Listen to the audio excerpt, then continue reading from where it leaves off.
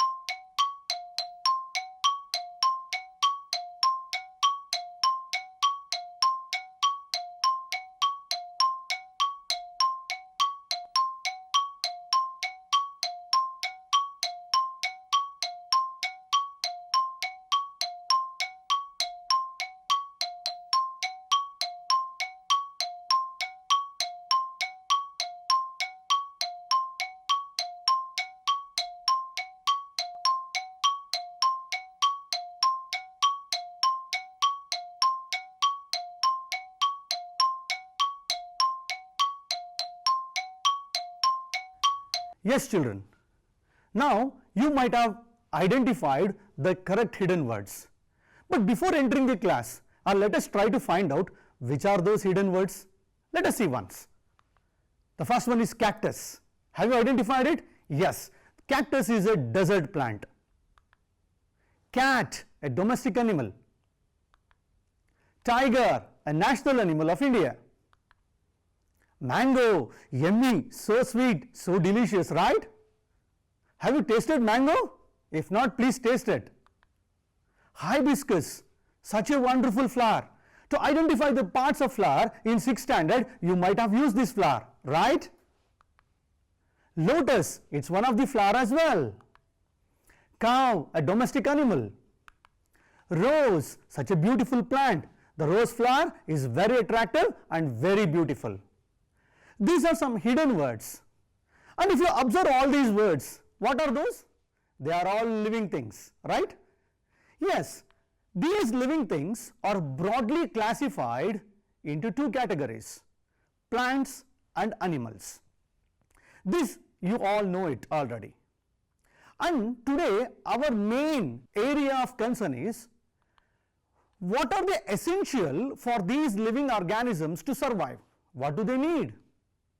And if we discuss, we can come to know that the most important thing, these essential for all these living organisms is food, air, shelter and a proper weather for their survival. Today we are going to discuss regarding the food.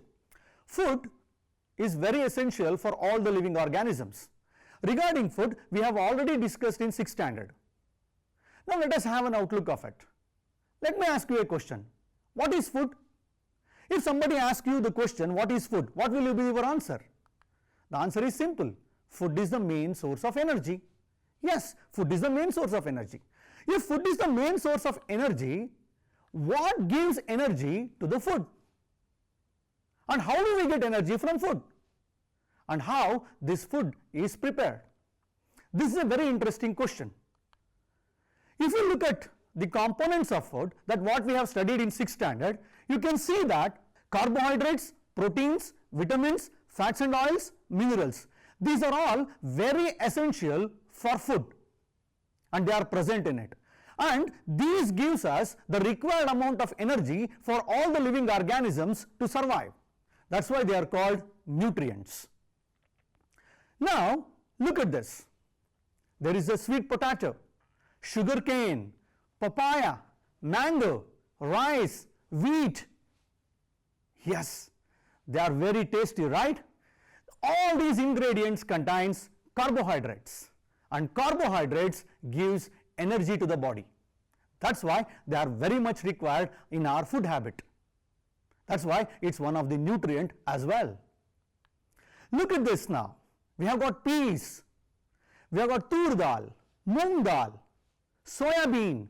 These are all the plant extract of protein. And even proteins are extracted from animal as well.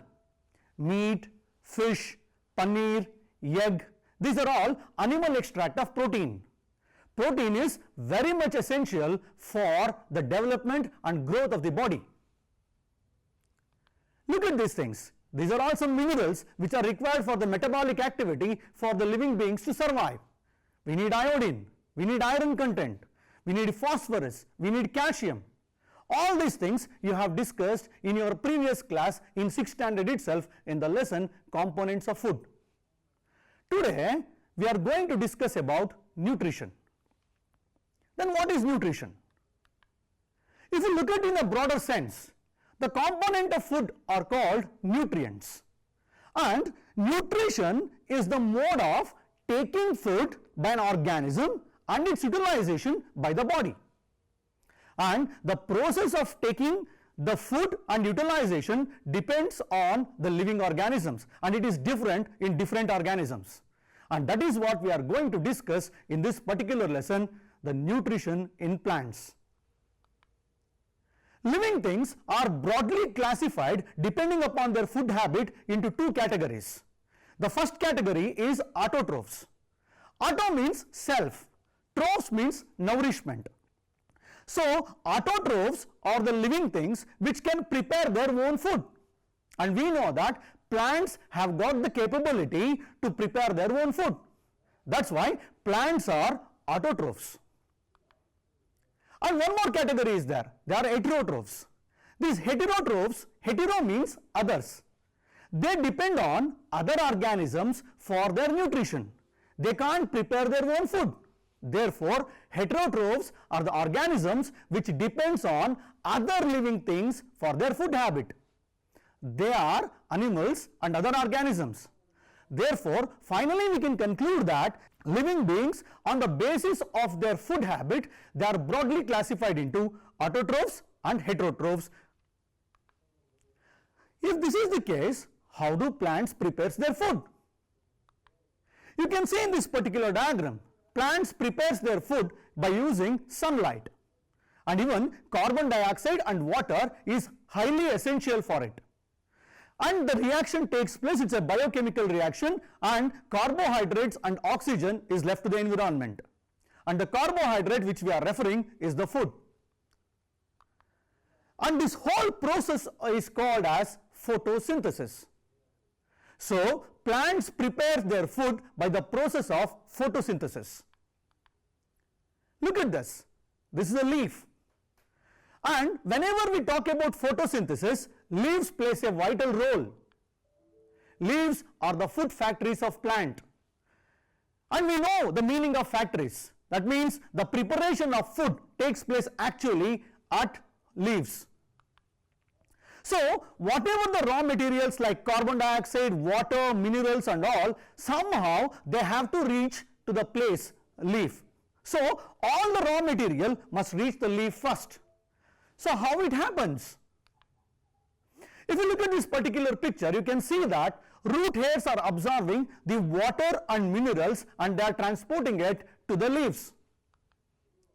Water and minerals present in the soil are absorbed by the roots and transported to the leaves.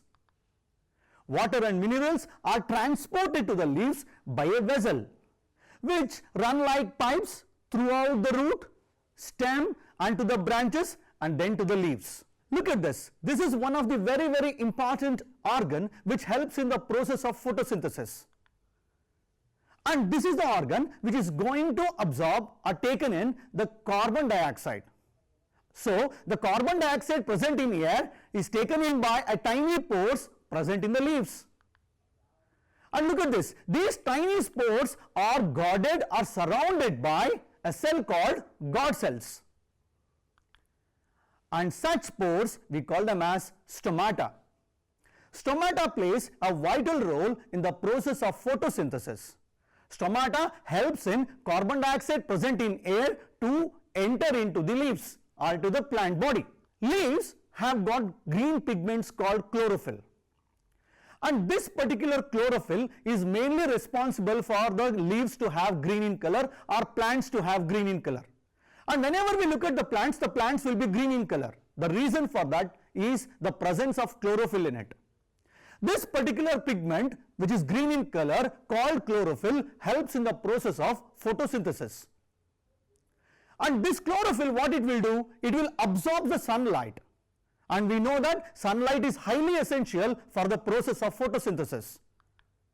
And this energy, which is present in the sunlight, is used by the plants to prepare food using carbon dioxide and water. The process of photosynthesis, even though it looks complex, it is very much essential for a plant body to prepare its own food.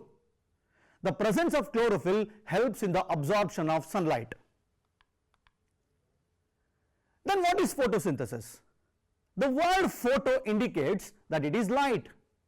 You can see that sunlight is very much essential for that. Synthesis is to combine.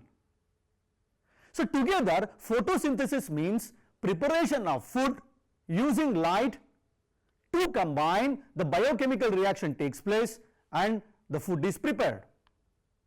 It's a unique process by which solar energy is captured by leaves and stored in the form of food. It is unique process. Why it is unique process? Because in the process of photosynthesis, solar energy is converted into food energy and this will be utilized by the plant body, and heterotrophs uses the plants for their food habit and they use that energy which is stored in the plant body. From this what we can understand is that whatever it happens in the universe, the sun is the ultimate source of energy for all the living organisms. We depend on sun directly or indirectly for the process of energy. We need energy from the sun and we dependent on sun directly or indirectly for the energy. And this is a particular example. Photosynthesis clearly indicates that we are using solar energy to make it as food, and that food is utilized by plants and animals for their survival, which is one of the essential need for their livelihood. Now can you imagine your life on earth in the absence of photosynthesis? Just have a thought on it. How will be our earth without photosynthesis? If photosynthesis is not happening in the plants, what would have happened to our earth? Yes, there would not be any food for us. We mainly depend on plants for food. And if photosynthesis is not happening, the food is not available to us. And we also knew that during the process of photosynthesis, oxygen is produced. And there is a scarcity of oxygen in air as well, in a mixture. So, oxygen is produced during the photosynthesis will not be there. the percentage of oxygen would have not maintained in the environment, and that might have created imbalance, and the survival for the living beings would have become lot of difficulty. So photosynthesis is a very, very important process for everybody. In the absence of photosynthesis, life would be impossible. Please think on it. That's why we have to grow plants, and plants are essential. And if we grow plant, our future will be bright, and if we don't do it, our future will be in dark. So grow a plant. Look at this diagram. This diagram clearly indicates the process of photosynthesis in a nice manner. Sunlight, which contains light energy, is trapped by the chlorophyll, which is present in the leaves. Carbon dioxide is present in the atmosphere, in their surrounding, and water and minerals are present in the soil. Water and minerals are absorbed by the root hairs and will be transported to the leaves. Leaves contains chlorophyll, which traps sunlight. Carbon dioxide enters the plant body through stomata. So the biochemical reaction takes place, and what happens? Carbon dioxide and water combines. Carbon dioxide and water combines in the presence of sunlight and chlorophyll. Carbohydrate and oxygen is obtained, and that oxygen is left out to the environment, and the carbohydrate will be stored in the plant body. And this is the process of photosynthesis. The amazing process of photosynthesis. A look around at nature is an absolute treat to our senses. We all enjoy the colors and fragrance of plants, but seem to forget about their important contribution. Plants are an absolute necessity for life on Earth. It is so because of the process of photosynthesis. A closer look at a plant shows that it is firmly held in the soil by the help of roots. These roots absorb water from the soil and through the tiny tubes transport it to the stem and then to the leaves. The stem holds the leaves in such a way that they absorb maximum energy from sunlight. A leaf is a very important part of the plant. Photosynthesis, the ultimate provider of food and oxygen, occurs in the leaf. A leaf consists of a flat, thin lamina, which is joined to the stem by a petiole. The flattened lamina provides large surface area for trapping sunlight.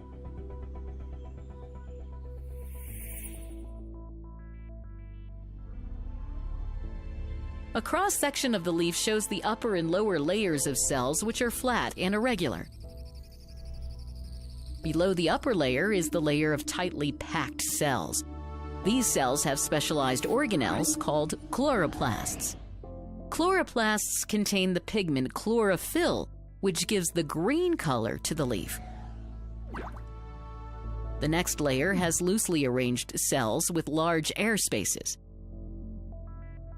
The section also shows tubes specific for transporting the absorbed water into the leaves. The lower layer has many pores called stomata. Each stoma is surrounded by two guard cells, which regulate opening and closing of the stomata. A leaf absorbs carbon dioxide from the environment through these stomata, which, after passing through air spaces, enter into the chlorophyll-containing cells.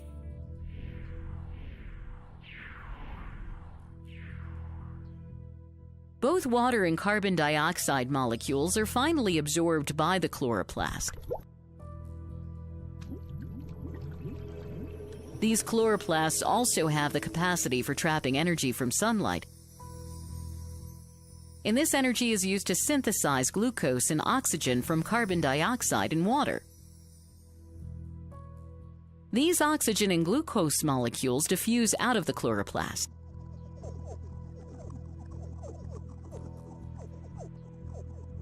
The glucose is transported through other specialized tubes to all parts of the plant, aiding in their growth. The oxygen present in these air spaces diffuses out through the stomata. So, during photosynthesis, oxygen is given as the life-sustaining gaseous component of the atmosphere, while glucose or food is transported to all parts of the plant and used for growth. To summarize, green plants can make their own food by the process of photosynthesis. Plants are held in the soil with the help of roots. These roots absorb water and send it to the leaves through specialized tubes. The lower layer has many pores called stomata. A leaf absorbs carbon dioxide from the environment through these stomata. Both water and carbon dioxide molecules are finally absorbed by the chloroplast. Where in the presence of chlorophyll and sunlight,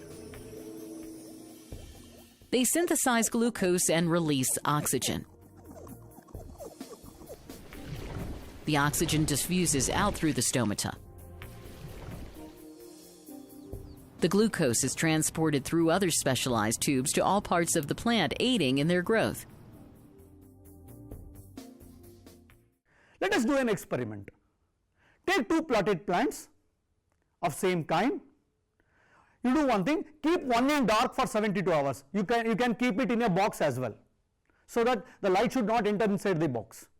So one plant should be there in the dark for 72 hours and another plant should be there in the sunlight for 72 hours. And after 72 hours, take both the plants outside and conduct iodine test. This iodine test you have studied in your previous standard in components of food. Conduct iodine test on it and you will come to know that a blue-black color is formed on the leaves kept in sunlight. When iodine is added, indicating that the presence of starch is there, and the presence of starch indicate that the photosynthesis has taken place. The plant which was there inside the box, which was in dark, when we conduct iodine test on it, it fails. So it indicates that starch is present when the photosynthesis is taking place. So the outproduct of photosynthesis is a carbohydrate. Starch test in the leaf. Objectives. By the end of this video, you will be able to conduct the experiment to test the presence of starch in the leaf as well as predict the results on the basis of your observations. Wow! Delicious fruit salad. Feeling like to eat. Fresh vegetables. Tasty biryani. From where do we get all these ingredients? From plants? Yes, we get all these ingredients from plants. In earlier classes, we have learned that the green leaves, by trapping the solar light as well as carbon dioxide and water, synthesize glucose, which in turn converts into starch. Now, our task is to test the presence of starch in the leaves. For this, we need to conduct an experiment. Experiment to test the presence of starch. The requirements for this experiment are beaker with water, stand and burner, test tube with a leaf and methylated spirit. Now let us see the procedure to conduct this experiment. Take a beaker with water, place it on a stand and boil the water with the help of a burner.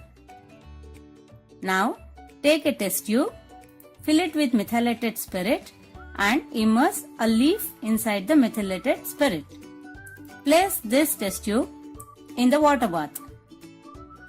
After some time, the methylated spirit starts boiling and gradually the leaf loses its chlorophyll and the methylated spirit will turn into green color. By the end of this experiment, the leaf turns into pale yellow color. Now take the beaker away from the burner and stand. Take out the leaf and place it on a petri dish. Spread the leaf properly. Add 2 to 3 drops of iodine solution. you will be able to observe the blue-black color on the leaf. Blue-black color represents the presence of starch. Precautions. Take care while boiling the methylated spirit as it is highly flammable liquid. Handle the iodine solution with gloves. Summary. This video has explained to conduct the experiment to prove the presence of starch in the leaf as well as explained the precautions to be taken in this experiment. Look at these plants. They are leaves. They are not green in color. So if they are not green in color, how do they prepare their food? Some leaves other than green also have chlorophyll. And you might be thinking now, if they have chlorophyll, they should be green in color. Yes, they must be green in color, but large amount of red, brown and other pigment masks the green color. That's why these leaves are not in green, but they contain chlorophyll. And if they contain chlorophyll, what happens? Even these plants undergo the process of photosynthesis. Therefore, even though if the plant is not green, even though the leaves are not green, the pigment of chlorophyll will be present and these plants undergo the process of photosynthesis. Look at this. What are these? You might have seen them in seashore or in the banks of river, sometime near the pond, you might have seen them. What are these? They are green algae. And now you can tell me now, why green algae are green in color? Yes, because they contain a pigment called chlorophyll. And algae also prepares food by the process of photosynthesis. That's why they are green in color. After the completion of this session, you people have to do certain projects which enacts us or enables us to continue our learning. So what is the first one? Collect different kinds of leaves in your locality and name them, and also you can make them an album of different kinds of leaves, which gives you a lot of information. And also it shows you that even though the leaves are green, if the leaves are not in green, that means it might be red or brown in color, even they undergo the process of photosynthesis because they might contain a green pigment called chlorophyll. But they are masked by some other pigments like red or brown. So you can do this activity, it will help you a lot. Let us think that. Do you think that only carbohydrate is produced in plants? Will plant synthesize food other than carbohydrate then? Try to find information on this. We will discuss this particular point in our next class. And you can also conduct a starch test on the leaves, the experiment whatever you have seen, and you can record your observations. This will give you a lot of meaningful insights. This particular session, Nutrition in Plants, was presented to you by Gurudatta A, Science Teacher, GMPS, Doddakalisandra, Bangalore South 1. Have a nice time. We'll meet again in the next session. Thank you.